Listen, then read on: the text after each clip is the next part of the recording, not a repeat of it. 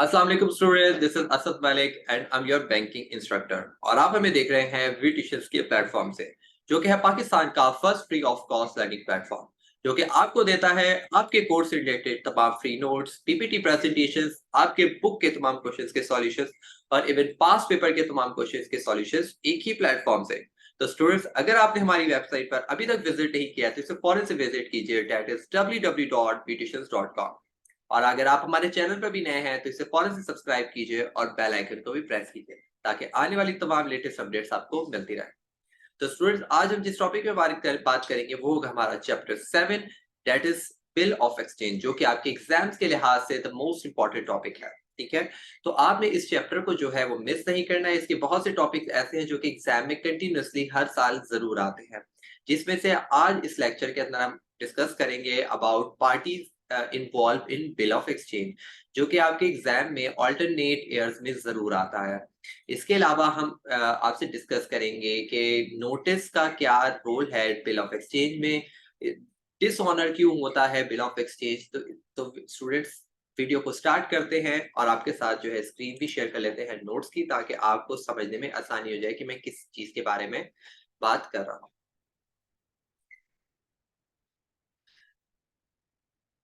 सबसे पहले स्टूडेंट्स, आपको मैंने पिछले लेक्चर में बताया था कि बिल ऑफ एक्सचेंज क्या होता है। अगर आपने वो वीडियो नहीं देखी है तो वो आप वीडियो देख लीजिए लेक्चर 1 की चैप्टर 7 में, ताकि आपको ये चैप्टर समझने में आसानी हो जाए, क्योंकि ये लेक्चर 2 है। लेक्चर 1 आपको पहले देखना पड़ेगा, जिसके अंदर हमने बिल ऑफ एक्सचेंज की डेफिनेशन को एक्सप्लेन किया था कि बिल ऑफ एक्सचेंज एक ऐसा डॉक्यूमेंट होता है जो कि एक बायर इसको बनाता एक सेलर उसको बनाता है अपने बायर के लिए, ताकि उससे पेमेंट ले सके इन फ्यूचर डेट में आने के लिए, क्योंकि यहाँ पे क्रेडिट पे बाइंग एंड सेलिंग हो रही होती है, ट्रेडिंग हो रही होती है। और इस ट्रेडिंग के बीच में बिल ऑफ एक्सचेंज को बनाया जाता है, ताकि एक हमारे पास एक लीगल डॉक्यूमेंट हो, कल को हम क्लेम कर सके कि इस बंदे को मैंने इतना प्रोडक्ट दिया था और इस बंदे को मुझे इस टाइप पे इतने पैसे देने थे।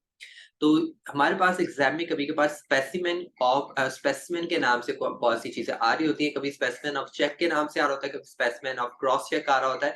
तो इसका मतलब ये होता है कि आपको बताना है कि वो बाज़ाहिर दिखने में कैसा होता है, मतलब डायग्राम को स्पेसिमेन कहा जा रहा होता है। तो specimen of bill of exchange इस तरीके से दिखने में होता है जिसके टॉप टॉप लेफ्ट पे हमारे पास यहाँ पर पेमेंट लिखी होती है कि जितने कितने रुपए का ये बिल ऑफ एक्सचेंज है। उसके बाद हमारे राइट टॉप कॉर्नर पे हमारे लिखा होता है कि उसके अंदर एड्रेस डिटेल्स वगैरह जहाँ का भी वो वहाँ पे वो बना है। उसके बिल्कुल सेंटर पे जो है हमारे, जिस तरीके से आप एक लेटर लिखते हैं, इस तरीके से इसके अंदर 2 से 3 लाइन्स के अंदर वो चीज़ें एक्सप्लेन हो रही होंगी कि जैसे ऑन डिमांड पे मिस्टर एहसन वारिस और order the sum of rupees 1 lakh rupees for value received. इसके अंदर डिटेल्स भी एक्सप्लेन हो सकती हैं, कि थोड़ा बहुत ये भी बता सकते हैं कि ये सोल्ड गुड्स सोल्ड किए हैं, गुड्स बेचे हैं, इस तरह की डिटेल्स भी इसके अंदर लिखी जा सकती हैं। ठीक है, उसके बाद जो है एट द एंड, उसके बाद बॉटम में इसके स्टैम्प लगेगा और इसको जो है मिस्टर वारिस जो है इसको एक्सेप्ट करेंगे, इसके सिग्नेचर करेंगे और इसके बाद ये बिल ऑफ एक्सचेंज तैयार हो जाता है। अच्छा, बनाने वाला कौन होता है? बनाने वाला जो है उसको हम कहते हैं ड्रॉअर, ठीक है, या मेकर। तो ये parties of bill of exchange जो है, मैंने आपको जैसे कि बताया कि बहुत ज्यादा इंपॉर्टेंट टॉपिक है।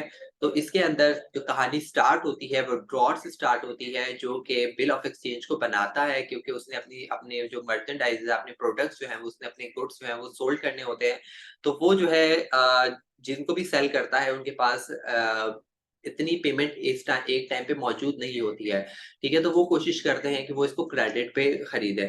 तो क्रेडिट पे खरीदने के लिए ये फैसिलिटी एक जो कोई भी सेलर हो सकता है जिसके पास एक अब जैसे कि इम्तियाज की एक एग्जांपल ले रहे हैं। इम्तियाज में जो प्रोडक्ट होगा उस, क्योंकि आपको पता है वो काफी ह्यूज क्वांटिटी में, लार्ज क्वांटिटी में वो प्रोडक्ट आता है। तो आपको क्या लगता है कि वो हैंड टू हैंड पेमेंट हो जाती होगी? नहीं, वो कुछ टाइम हो मिलता होगा, टाइम होता होगा कि 2 महीने, 3 महीने, 4 महीने, बेसिकली इसका 3 महीने का टाइम होता है, 3 महीने के अंदर पेमेंट को करना होता है। ठीक है, तो वो 3 महीने का टाइम होता है, उसके बाद जाके इम्तियाज़ को जो है वो अपने सप्लायर को या अपने सेलर को वो पेमेंट उनको देनी होगी। उसके बाद है हमारे पास नंबर 2 में आ जाता है ड्रॉई, जिसके लिए या जिसके नाम पर हमारा जो बिल ऑफ एक्सचेंज है वो बनाया जाता है, जिसने हमारी पेमेंट करनी होती है। तो यहाँ पर जो ड्रॉअर होगा वो कोई भी सप्लायर हो सकता है, जैसे कि अगर हम किसकी एग्ज़ाम्पल ले लें, लक्स की एग्जांपल ले लेते हैं, लक्स साबुन, लक्स सोप की एग्जांपल ले लेते हैं, उनके अंदर उनके हैंड वॉश आ सकते हैं, ब्यूटी सोप्स आ सकते हैं, ठीक है। तो अब उनका क्या है कि वो हमारे हो गए यहाँ पे ड्रॉर, उसके बाद ड्रॉई कौन हो जाएगा, इम्तियाज वाले, ठीक है। इम्तियाज वालों ने उनसे प्रोडक्ट खरीदा है, क्योंकि इम्तियाज के नाम पे लिखा जाएगा कि इम्तियाज सुपर मार्केट वालों ने हमसे इतना इतना प्रोडक्ट खरीदा है, फला तारीख को उनको हमें इतनी पेमेंट करी। उसके बाद है पे। पे वो इंसान होता है जो एक्चुअल जिसने पेमेंट को करना होता है, ठीक है। जो कि या जिसको पेमेंट मिलनी होती है, ठीक है, जो इसका जिसके हाथ में बिल ऑफ एक्सचेंज होगा और उसी को पैसे दिए जाएंगे, इसके अलावा और किसी को नहीं दिए जाएंगे। अब पे और ड्रॉर में क्या फर्क होता है कि हालांकि ड्रॉर जो पैसे जो बना रहा है वो भी तो वही था, सप्लाई भी था, ठीक है, जिसको पेमेंट मिलनी थी। तो पेई को भी क्यों पेमेंट मिल रही है, पेई बेसिकली उस इंसान को कहा जाता है जो कि एंड में जिसके हाथ पे वो मौजूद होगा बिल ऑफ एक्सचेंज। क्योंकि आपको पता है कि बिल ऑफ एक्सचेंज जो है, मैं आपको बताया भी था कि वो एक इंसान के हाथ में नहीं रहता है मोस्ट ऑफ द केसेस, वो आगे किसी और को ट्रांसफर कर देते हैं। जो ड्रॉर होते हैं, अगर मैंने 10 लाख रुपए का कोई प्रोडक्ट बेचा था, अब वो 10 लाख मुझे 3 महीने के बाद मिलने हैं। अगर इस 3 महीने के अंदर अंदर मुझे पैसों की जरूरत पड़ जाती है, तो मैं किसी थर्ड पार्टी को अपना जो है वो बिल ऑफ एक्सचेंज ट्रांसफर कर दूंगा। तो जब मैं ट्रांसफर कर दूंगा, तो अब वो जो तीसरा बंदा होगा, अब पैसे तो उसको मिलने हैं, मुझे थोड़ी मिलेंगे। तो वो फिर हमारा एंड पे हो जाएगा, जिसके हाथ में वो बिल ऑफ एक्सचेंज मौजूद होगा। तो हमारा पे कौन होगा, जो इम्तियाज होगा, इम्तियाज पर स्टोर को पैसे मुझे नहीं देने होंगे, अब वो थर्ड पार्टी को देने होंगे जिसको मैंने बिल ऑफ एक्सचेंज ट्रांसफर कर दिया था। उसके बाद है हमारे पास एक्सेप्टर्स। एक्सेप्टर क्या होता है कि आपको पता है कि दो पार्टीज इसमें डायरेक्टली इन्वॉल्व होती हैं, एक ड्रॉर और एक ड्रॉई, जिसके नाम पे बनाया जाता है। लेकिन ड्रॉई जो है वो मोस्ट ऑफ द केसेस हो सकता है कि वो शायद हमारी कंट्री में मौजूद ना हो, हमने प्रोडक्ट बाहर से इंपोर्ट कराया था, या हमने बाहर प्रोडक्ट एक्सपोर्ट किया है, हमने प्रोडक्ट बाहर भेजा है। तो अब हमने बाहर भेजने के लिए हमने बिल ऑफ एक्सचेंज बाहर भेज सकते हैं, हम उसको ट्रांसफर कर सकते हैं बाय पोस्ट, हम उसको भेजते हैं कि वो आगे से साइन और सिग्नेचर करके हमें भेजे। लेकिन ये बहुत ज्यादा लंबा प्रोसीजर हो जाता है, और इस दौरान मिसप्लेस भी हो सकता है वो डॉक्यूमेंट। तो इसलिए जो है एक्सेप्टर जो है वो बेसिकली ड्रॉई भी हो सकता है, और दूसरा कौन हो सकता है, बैंक। बैंक जो है वो ड्रॉई के बिहाफ पे जो है उस बिल ऑफ एक्सचेंज को एक्सेप्ट करता है, और जो सिग्नेचर्स ड्रॉई ने करने होते हैं वो बैंक करता है। इट मींस के बैंक यहाँ पे श्योरिटी ले लेता है कि ये बंदा जो है वो वैलिड है, वो ऑथेंटिक बंदा है, तो उसके बिहाफ पे मैं सारे उसके जो फंक्शंस है मैं परफॉर्म करूंगा ड्रॉई के बदले में। होल्डर कौन होता है, होल्डर वो होता है कि जिसके पास एक्चुअली जिसके नाम पे, या वो उसको होल्ड कर रहा होता है for a time of the period, जिसके हाथ में उस टाइम पे वो बिल ऑफ एक्सचेंज मौजूद होता है, ठीक है, लीगली तरीके से, मतलब कि उसके नाम पे ट्रांसफर किया जाता है बिल ऑफ एक्सचेंज को, वो होल्डर कहलाता है, ठीक है। उसके बाद है holder in due course. Due course और होल्डर में एक फर्क ये होता है कि दोनों ही सेम कैटेगरी में आ रहे होते हैं, लेकिन ड्यू कोर्स के अंदर क्या होता है कि ड्यू कोर्स के अंदर वो आपके गुड फेथ पे, आपके फेस पे ले लेता है, या उस मतलब कि जाने अनजाने में वो चीज खरीद लेता है, लेकिन वो उसके बारे में ज्यादा तफ्शीश नहीं करता, उसको इंस्पेक्ट नहीं करता कि ये जो बिल ऑफ एक्सचेंज मैं खरीद रहा हूँ, इसका प्रीवियस रिकॉर्ड क्या है, आइदर ये कभी डिसऑनर तो नहीं हुआ था, कभी रिजेक्ट तो नहीं हुआ, तो कोई इसमें मसला मसाइल तो नहीं था, क्या ये क्लियर है। तो उसको चाहिए कि भाई एक दफा बैंक से जाके उसको क्लियर करे। तो लेकिन अगर वो किसी के फेस पे, सिर्फ किसी की जान पहचान पे वो चीज ले लेता है, तो उसका बोलते हैं होल्डर इन ड्यू कोर्स। तो इट मीन्स कि वो अपने रिस्क पे वो चीज खरीद लेता है, वो आगे अपने पास रख लेता है। उसके बाद है इंडोर्सर और इंडोर्सी।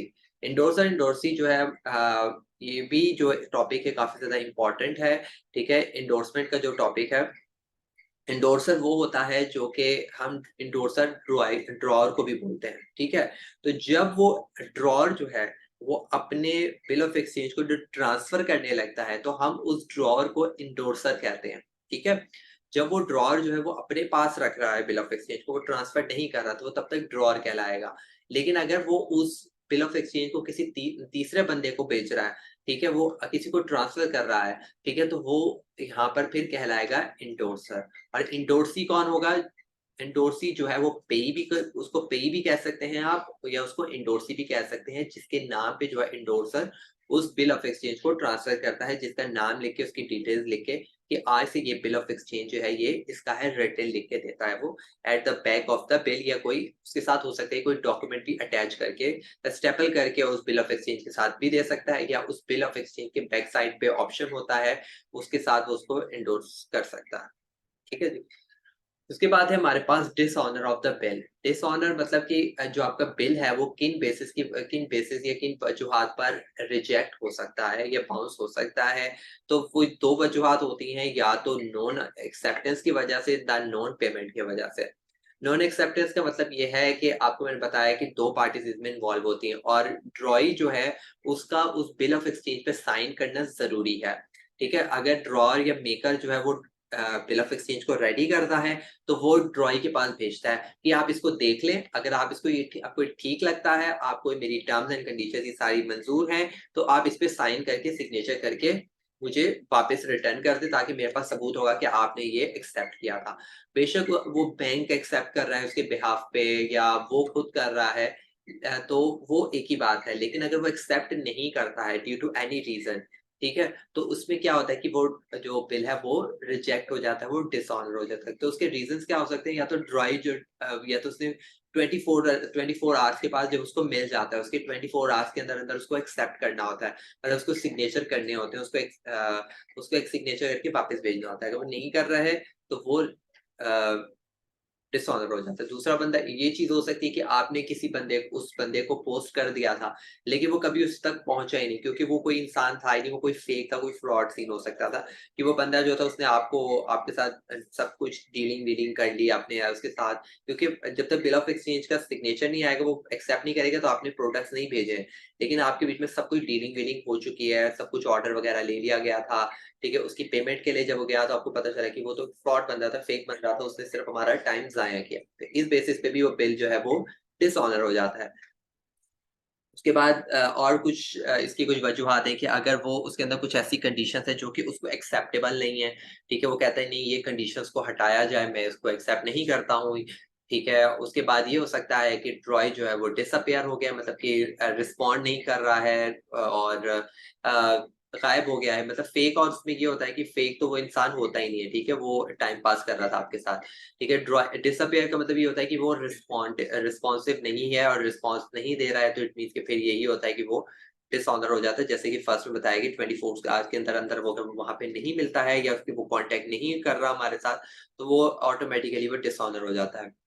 और अगर ये भी हो सकता है कि कोई एक से ज़्यादा ड्रॉई था, मतलब कि एक कंपनी, पार्टनरशिप कंपनी थी, ठीक है? और उस पार्टनरशिप कंपनी के अंदर क्या था कि कोई 4 से 5 उसके ओनर थे, और उन सबका साइन करना फिर ज़रूरी होगा। लेकिन उसके अंदर ये था कि कोई कहीं और गया हुआ था, लेकिन वो उसको साइन नहीं कर पाया, 4 ने कर दिया, 5वें ने नहीं किया, तो फिर भी वो जो है वो एक्सेप्ट नहीं होगा।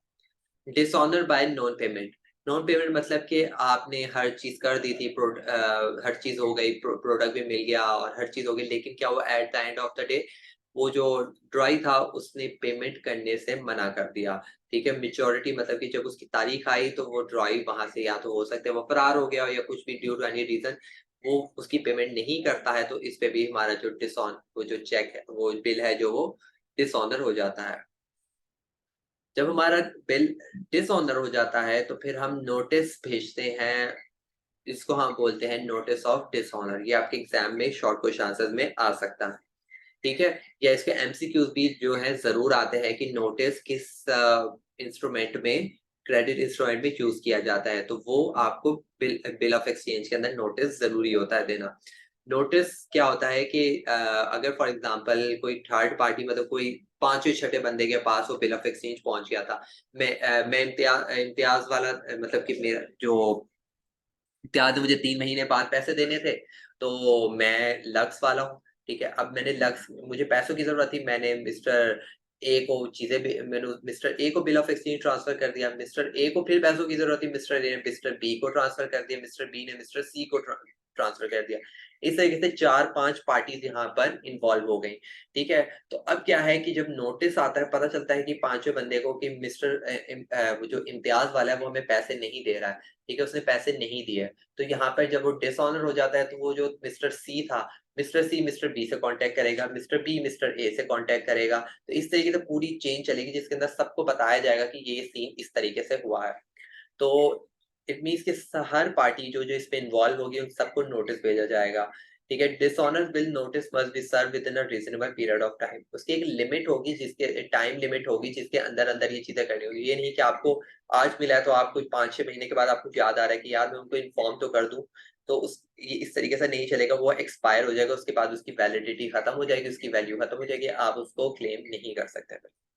The current endorser must notify the previous endorser after receiving the notice। जैसे कि मैंने आपको बताया कि प्रीवियसली सारी चेन बैकवर्ड की तरफ चलती जाएगी। जैसे मिस्टर सी से मिस्टर बी की तरफ आएगा, मिस्टर बी मिस्टर ए के पास आएगा, मिस्टर ए जो एक्चुअल मेरे पास आ गया इम्तियाज सुपर स्टोर वाले के पास आएगा, या लक्स वाले के पास जाएगा। लक्स वाला जो कि जिसने ट्रांसफर किया था, तो लक्स वाला आके कहेगा भाई मैं इसमें क्या कर सकता हूँ। तो लेकिन हर कोई इसमें पकड़ में आएगा।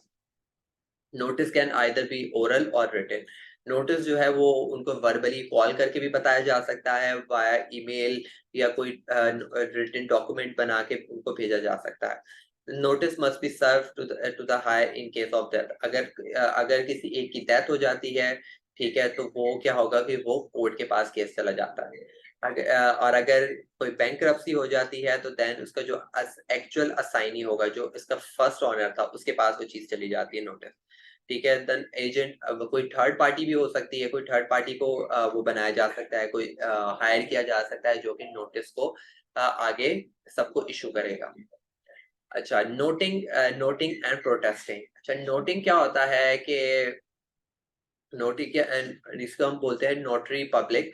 ये जब हम डिसऑनर हो जाता है हमारा बिल ऑफ एक्सचेंज, तो हमें किसी की जरूरत पड़ती है लीगल एजेंट की, तो जो कि हमारे उन कामों को करे, जो कि हमारे सारे लीगल प्रोसीजर्स को आगे कैरी फॉरवर्ड करे, उनके लिए काम करे, हमारी प्रॉब्लम को रिजॉल्व करे।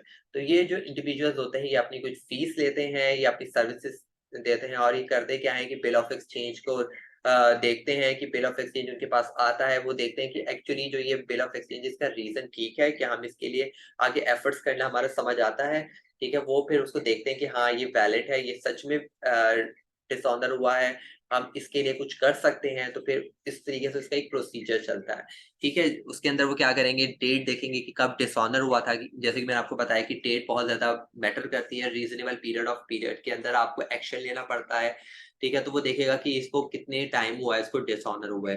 ठीक है, उसके बाद वो अपने चार्जेस लेगा, उसके बाद सिग्नेचर करेगा कि हाँ ठीक है, मैं इसको आगे फॉरवर्ड करूंगा, मैं आगे इसके ऊपर एक्शन लूंगा। ठीक है, तो फिर वो उस एक्शन को किस तरीके से लेता है, प्रोटेस्ट करता है। उसके लिए प्रोटेस्ट मतलब कि वो उसके लिए एक लीगल रिटन डॉक्यूमेंट बनाता है। रिटन डॉक्यूमेंट के अंदर उसको क्या चीजें चाहिए होती हैं कि वो ओरिजिनल या अगर अटेस्टेड कॉपी जो है उस डिसऑनर बिल की, वो उसके साथ अटैच करता है। उसके अंदर वो होल्डर लिखता है जिसने कांटेक्ट किया था। ठीक है, और उससे पहले वाला बंदा, ठीक है, या वो इंसान जिसकी वजह से डिसऑनर, मतलब कि मैं किसके खिलाफ केस करूंगा, इम्तियाज सुपर स्टोर के खिलाफ करूंगा, क्योंकि इम्तियाज स्टोर ने एक्चुअली मेरे पैसे देने थे। ठीक है, क्योंकि उसने मेरी पेमेंट नहीं दिया, तो उसका नाम हमारे इसमें आएगा, उसका नाम हम मेंशन करेंगे, और मेरा नाम, क्योंकि मैं इम्तियाज सुपर स्टोर के खिलाफ केस कर रहा हूँ, तो हम दोनों के यहाँ पे नाम आ जाएंगे। Dishonour bill must have a reasonable उसके अंदर रीजन उसका होना चाहिए कि किस बिना पर इसने मेरे उस डिसऑनर को रिजेक्ट किया है। ठीक है, उसके बाद डेट ऑफ डिसऑनर होना चाहिए कि उसकी किस तारीख को डिसऑनर हुआ। ठीक है, उसके बाद करने के बाद जो है वो नोटरी जो पब्लिक वाले लोग होते हैं वो उसके अंदर सिग्नेचर स्टैम्प करके इसको वेरीफाई करते हैं कि हाँ ये सारी चीजें हम क्लियर कर चुके हैं, ये सारी चीजें हमने मालूम की हैं। ठीक है, तो फिर वो प्रोटेस्ट करता है। प्रोटेस्ट का मतलब समझे कि एक लीगल एक एक्शन होता है जो कि वो लिखते हैं रिटन, और वो आगे फॉरवर्ड करते हैं कोर्ट में। ठीक है, जिसके ऊपर फिर फर्दर इसके ऊपर प्रोसेस चलता है, और फिर कोर्ट का काम होता है कि वो नोटिस जो है वो उसके ऊपर एक्शन ले। ठीक है, अगर वो सबसे पहले नोटिस भेजा जाता है ड्रॉअर के पास, और उसके ऊपर एक्शन नहीं लेता, उसको रिस्पॉन्स नहीं करता, तो फिर आगे फिर कोर्ट के मामला शुरू हो जाते हैं। फिर कोर्ट का काम होता है आगे उनसे पैसे निकलवाना। तो ये था स्टूडेंट्स आज का टॉपिक। ये थोड़ा-सा हटके टॉपिक था, मतलब कि थोड़ा-सा के लीगल फॉर्मेलिटीज़ से रिलेटेड था। तो ये आपसे छोटा-मोटा आपके एमसीक्यूज़ में ये इससे क्वेश्चंस आ सकते हैं, या आपसे एक-एक डेफिनिशन माँग सकता है, कि नोटिंग के बारे में पूछ सकता है आपसे, आपसे प्रोटेस्ट के बारे में पूछ सकता है, या आपसे ये पूछ सकता है कि डिसऑनर ऑफ बिल के बारे में बताएँ। तो इसको शॉर्ट के लिहाज से आपने याद करना है, इसमें कोई भी लॉन्ग के लिहाज से सवाल नहीं आते हैं मोस्टली।